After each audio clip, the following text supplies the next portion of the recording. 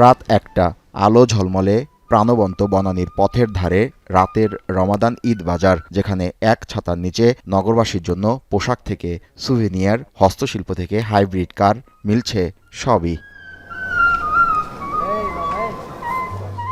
দিনে ব্যস্ত থাকা আভিজাত এলাকার বাসিন্দা আলভি রেহমান চৌধুরী রাতেই এসেছেন ঢাকা ফ্যাশন ফেস্টিভ্যালে। মাঝরাতে তিনি আটকুঠুরি, সরলা, কৃষ্টি নামক এসএমই স্টল ঘুরে যেমন শখের পণ্য সংগ্রহ করেছেন, তেমনি পরিবারের জন্য যাচাই বাছাই করেছেন বৈদ্যুতিক কার। হঠাৎ দেখি এইদিকে মনে হলো মেলার মতন হচ্ছে, তো ভালো লাগছে। সুন্দর আয়োজন, থাইল্যান্ডের একটা ভাইবস আছে এখানে।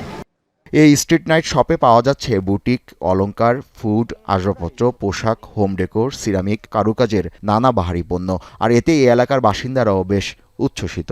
দেশের বাইরের রিলসে দেখেছি, আমরা নিজেরা কখনোই স্ট্রিটে রাস্তার উপরে মেলা করিনি, তো করে বেশ ভালো লাগছে। এখানে দেখলাম দেশি অর্নামেন্টস আছে, ভালো লাগছে।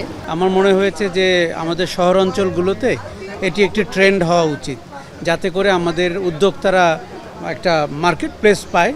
আগতরা জানান, এসব বাজারে সস্তায় কেনাকাটার পাশাপাশি স্থানীয় সংস্কৃতির সাথে পরিচিত হওয়ার ও আড্ডার চমৎকার সুযোগ পেয়েছেন তারা।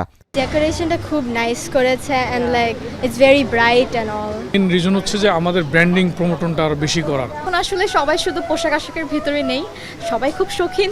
সো শৌখিনতার ভিতরে ফার্নিচারও একটা জিনিস। সো সবাই আসলে আসছে, দেখছে, পছন্দ করছে।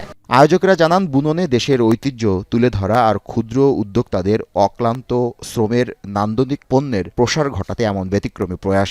স্ট্রিট নাইট মার্কেট আমরা কখনো দেখিনি। আমরা বাইরের দেশে এটা খুব সচরাচর দেখি, নাইট মার্কেট হয়, সানডে মার্কেট হয়।